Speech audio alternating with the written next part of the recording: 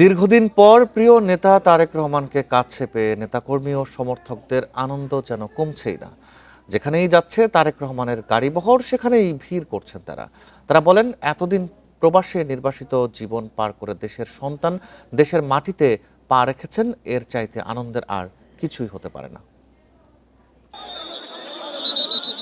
১৭ বছর পর দেশে ফিরে ব্যস্ত সময় পার করছেন তারেক রহমান। তৃতীয় দিন দুপুর পর্যন্ত রাজধানীর ৩টি জায়গায় যান তিনি। প্রথমে যান ঢাকা বিশ্ববিদ্যালয়ে শহীদ শরীফ ওসমান হাদির কবর জিয়ারত করতে। সেখান থেকে তিনি যান নির্বাচন কমিশন কার্যালয় ভোটার নিবন্ধনের আনুষ্ঠানিকতা শেষ করতে।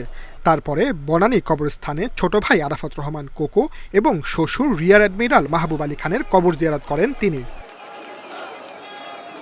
দীর্ঘদিন পর প্রিয় নেতা তারেক রহমানকে কাছে পেয়ে আনন্দ এবং উচ্ছ্বাস যেন কমছেই না নেতাকর্মী ও সমর্থকদের। তাই প্রিয় নেতার গাড়িবহর যেখানেই যাচ্ছে সেখানেই ভিড় করছেন তারা। বাংলাদেশ জাতীয়তাবাদী ছাত্র দলের সাংগঠনিক অভিভাবক জনাব তারেক রহমানকে বাংলাদেশ জাতীয়তাবাদী ছাত্র দল কাছে থেকে দেখতে পেয়ে অনেক বেশি উচ্ছ্বাসিত।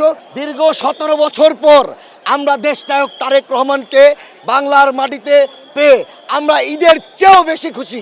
তবে তৃতীয় দিনে গাড়িবহরের গতি ছিল বিগত 2 দিনের তুলনায় অনেকটা বেশি। তবে আইনশৃঙ্খলা বাহিনীর তৎপরতা ছিল আগের মতোই।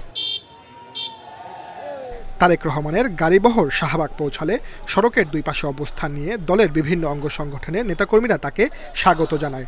তারা বলেন, এতদিন পর নেতাকে কাছে পেয়ে তারা অনেক উচ্ছ্বাসিত। আমাদের আবেগের জায়গা দেশনায়ক তারেক রহমান। আগামী দিনের রাষ্ট্রনায়ক হবেন উনি, আগামী দিনের প্রধানমন্ত্রী হবে উনি, এবং দেশের ভোটাধিকার ফিরিয়ে আনবে এবং জনগণের যে অধিকার সেটা উনি ফিরিয়ে দিবে। প্রিয় নেতাকে দেখার অনুভূতি তো সবার অবিশ্বাস্য। সবাই চায় প্রিয় নেতাকে একবার কাছ থেকে দেখতে, তাকে চোখের দেখা মানেই পুরো বাংলাদেশকে দেখা। নতুন বাংলাদেশ বিনির্মাণে তারেক রহমান গুরুত্বপূর্ণ ভূমিকা পালন করবে বলে বিশ্বাস করেন বিএনপি নেতাকর্মী ও সমর্থকরা। Sajjad Hossain, independent news, Dhaka.